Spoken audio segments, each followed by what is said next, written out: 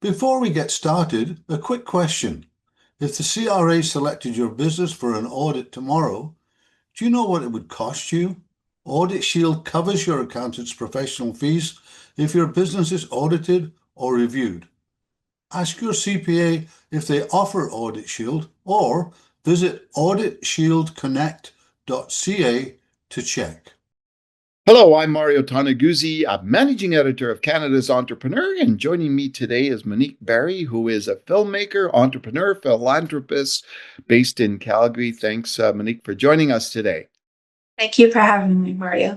Okay, we're going to talk about, you got a couple of different entities out there. Let's start with the film side of things. Just want to make sure I've got this right. You're producer, director, writer for LHI Productions, right? Yes, that's correct. I'm new to the film industry the last 3 years. Oh, okay. Tell me just how you got into that and why. Well, with a background in dental hygiene and business, as well as Montessori schools, you would think that I wouldn't probably go into the film industry, but I love crossing industries and I've really enjoyed film in Alberta. So I think I found my home. It was really just a few scripts were given to me as an executive producer, and that's how the snowball sort of started to roll. What did you like or like about being involved in this kind of an industry? I think the sense of community, and when you're working on independent films, there's a lot of really talented people all just coming together to make projects, to see them move forward.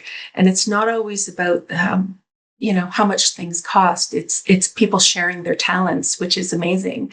But seeing that and being able to employ people in the film industry has been a real goal of mine. We need to keep our talent in Calgary. We need to keep our talent in Alberta. So using my entrepreneurship and my business background to make some of those things happen, but I'm luckily still a creative person. And I love writing as well and seeing other people's projects come to light and to life. So I guess that was the impetus for me moving into the industry. My daughter is an actor and a writer as well, so I'll blame her. Yeah, there you go. Now, did I read correctly that you're working on a film with Paul Brandt? Yes, it's complete. It's called Paul Brandt Story, The Fight Against Human Trafficking. And it is doing really well on the festival circuit. We're having our world premiere in Yorkton, Saskatchewan. It's the oldest film festival in Canada. We're very excited. Paul has a huge fan base in Yorkton, Saskatchewan. So it's exciting to be going there, advocating for Not in My City.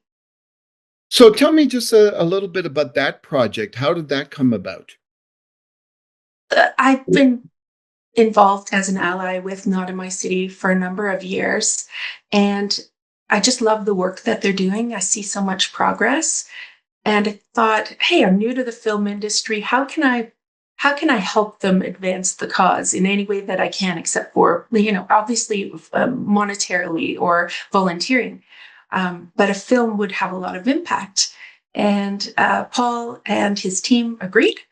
And I really took my time to do the research. A topic like this, you want to make sure you have your statistics right and that you're prepared. And being newer to the film industry, I was extremely nervous working with someone of Paul's caliber. He's such an amazing person. His team is fantastic. I felt very comfortable. We filmed last July. And we used the Calgary landscape to do so. It's amazing. We have the mountains in the background, canola fields. It's gorgeous. It feels like a Travel Alberta commercial, but at the same time, we're really sending out a message of hope through advocacy for the fight against human trafficking and sexual exploitation. Hey, real quick, if you run a business in Canada, CRA audits are a reality. Audit Shield covers your accountant's professional fees if your business is audited or reviewed by the CRA.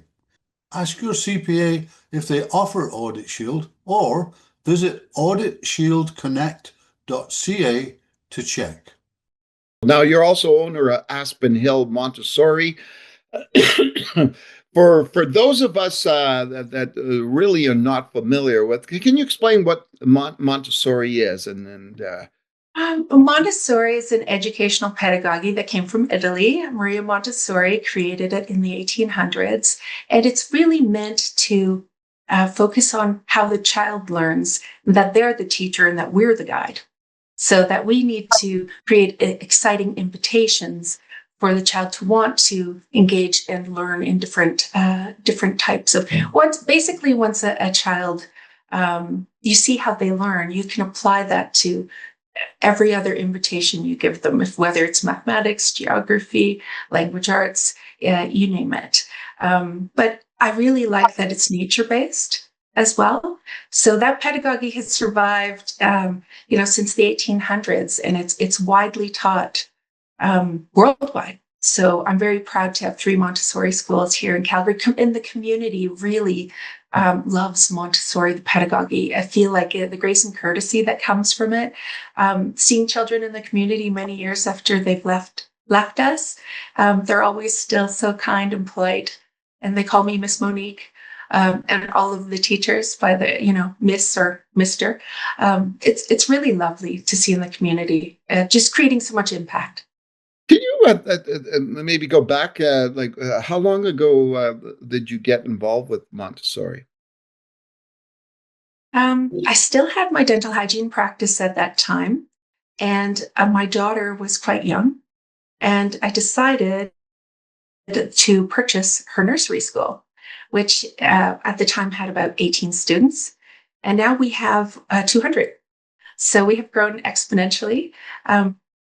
Having the opportunity to purchase my daughter's nursery school was a wise decision for me, because when I saw the pedagogy in action and how the guides, the teachers were interacting with the children, I always thought, how would I be if I learned that way?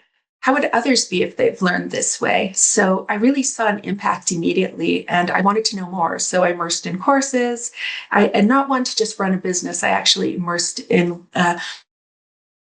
learning and leading my team, and then growing our community to include. We have three Montessori schools in the Southwest. Okay.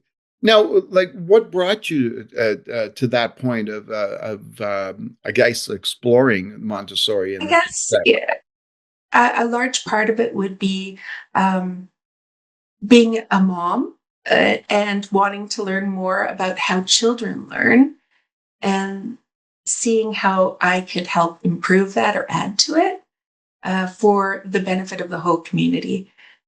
So again, bringing my business background and leadership into this industry, I think has been really helpful. I was very fortunate. I was never my daughter's teacher, and she managed to go through 4 years of Montessori with us. But at the same time, I love crossing industries, dentistry and dental hygiene, dental assisting. That's where it started for me at a very young age. I was 17 when I first got into that career. And while it was extremely rewarding, I felt like I needed to expand my skill set and do other things as well.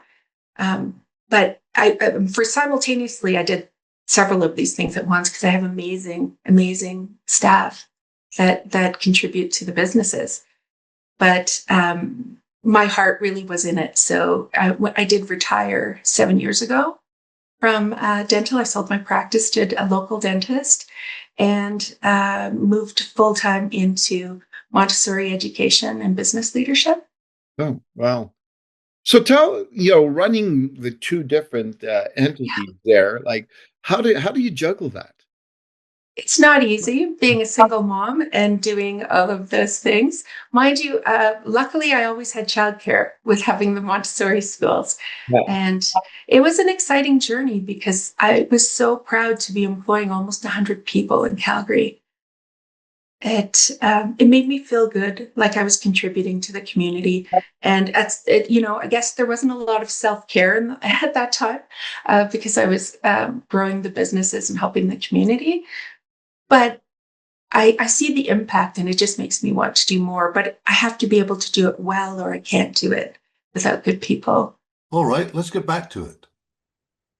This episode of Canada's Entrepreneur is sponsored by Audit Shield.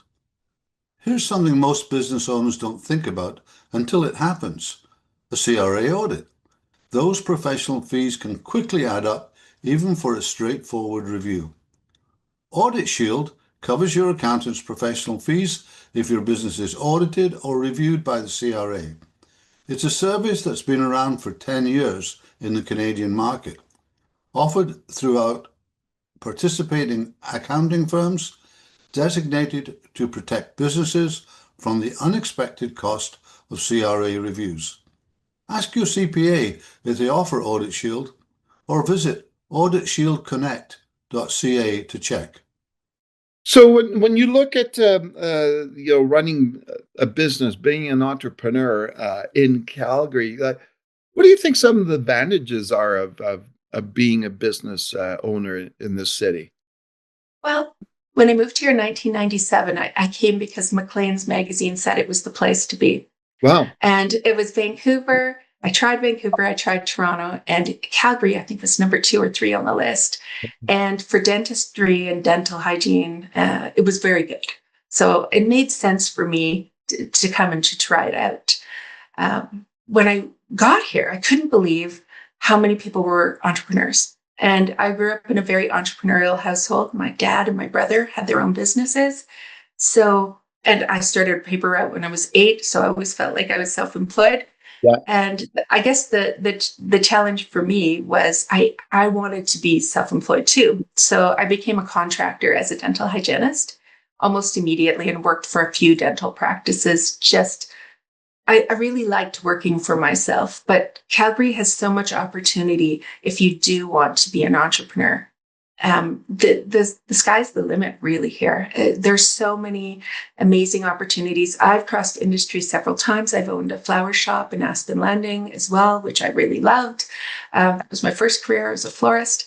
And I think it's important to try different things and not just, I'm not a 9-to-5er. Yeah. Some days I work 16 hours, next day I work 10, and sometimes I work 4.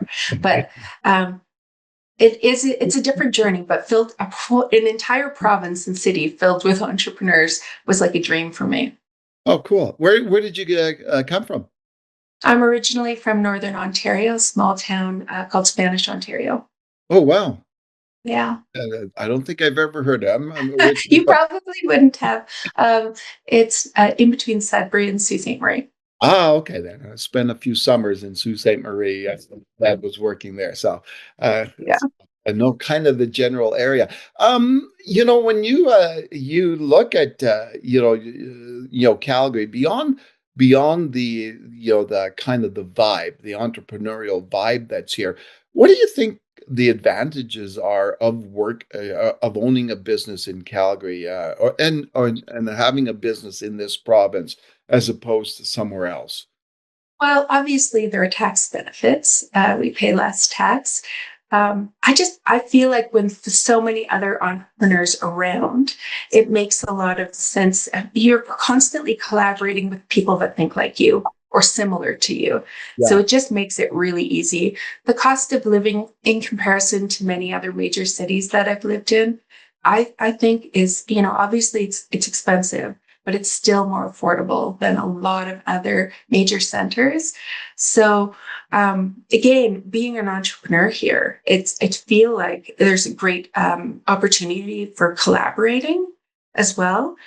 We've got the chambers of commerce. We have several smaller groups of entrepreneurs that get together and collaborate.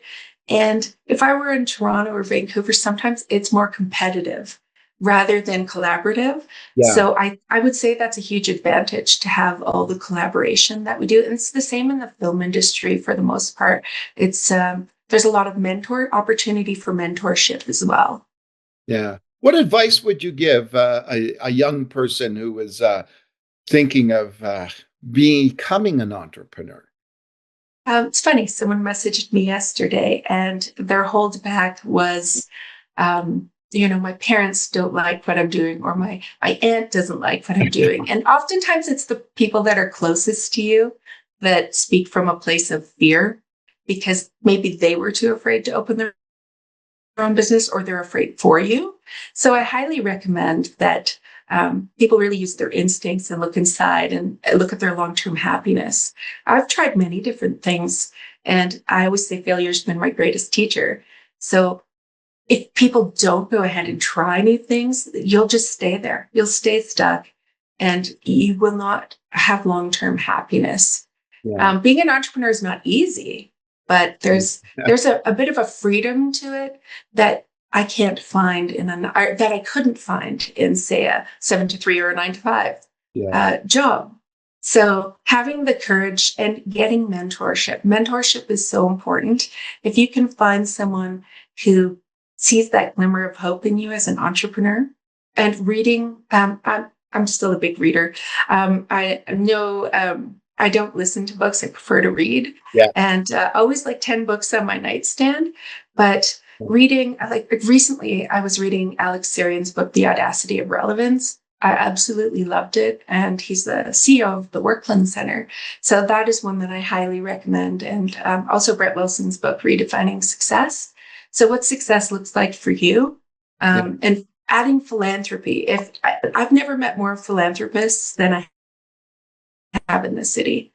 There are so many great people doing great things, and they are contributing to our communities, which that benefits us as entrepreneurs too. Before we wrap up, thanks to Audit Shield for supporting this episode.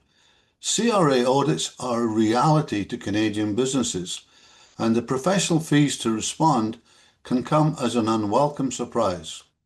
Audit Shield covers your accountant's professional fees if your business is audited or reviewed by the CRA. Ask your CPA if they offer Audit Shield, or visit auditshieldconnect.ca to check. And why do you think that's important? That people or businesses give back to the communities that they're in? I don't know. I feel for me, I grew up as somewhat underprivileged, and the challenge was, if I received something that was aid to me, I should really be helping someone else. So that's always been my mentality. And when I first moved to Calgary and I had nothing, I was really just helping with my own 2 hands. So if folks can help out, it always comes back in such a positive way. And finding a program that works for you, or finding a cause that works for you, visiting the Calgary Foundation's website, pick a cause that aligns with your belief system or who you are. That's the easiest thing that I recommend, rather than just like a lot of my friends will follow me to charitable events because I'm always wanting to advocate and bring new people to events. But the challenge is that I need them to make sure that it resonates with them. And if it doesn't, I'll recommend a different charity. It feels good to give back. My daughter does the same. And I don't know, it will enhance our communities. And we are in control of what our communities look like for the most part. And we can do a lot of that through volunteering and philanthropy. Yeah. Tell me how you would describe what your philosophy is in life and in business. Wow, that's a great one. I feel like I've probably been in survival mode for so long, just making sure everything's moving and growing, and that I would highly recommend, as entrepreneurs reach different levels of success, that they really do take into account who they surround themselves with, having a tight mentorship level network of close friends that you trust, because that will change as you go to different levels of success. But at the same time, making sure you're taking care of you, your mental health, and your wellness, just overall general wellness, taking time for yourself. It's easy to get consumed by opportunity in business and to not take care of ourselves. And at 53, that's where I find myself. I'm not used to this self-care philosophy, but it's important. And I really, looking back even a decade, I should have started long ago to just, take care of myself. If it means taking a walk and a break during the day, to just take a walk. If it means going to Lena's Market and having a great panini, I will go. But whatever that looks like to you, it's important that that people take the time to take care of themselves, because really you can't take care of others or help others if you don't take care of yourself. Yeah, and that's it seems to be the a missing link in some ways for many entrepreneurs because they're so busy Yeah. in their work, right? And they're like almost it's 24/7 basically. Taking that time for themselves seems to be something that's put aside, right? It is. And I realize now that I have so many fantastic people that work with me, I can delegate a lot of those things. You can give up some of that control to be able to carve out more time for yourself. It's important. Yeah. Okay, then. Well, thanks so much, Monique, for joining us today. Oh, I appreciate it so much. I've been following you for years, so it's an honor, honestly. Oh, thanks so much for that. Okay, great. That was Monique Barrie, who is a filmmaker, entrepreneur, and philanthropist in Calgary. I'm Mario Toneguzzi, managing editor of Canada's Entrepreneur. Thanks for joining us today.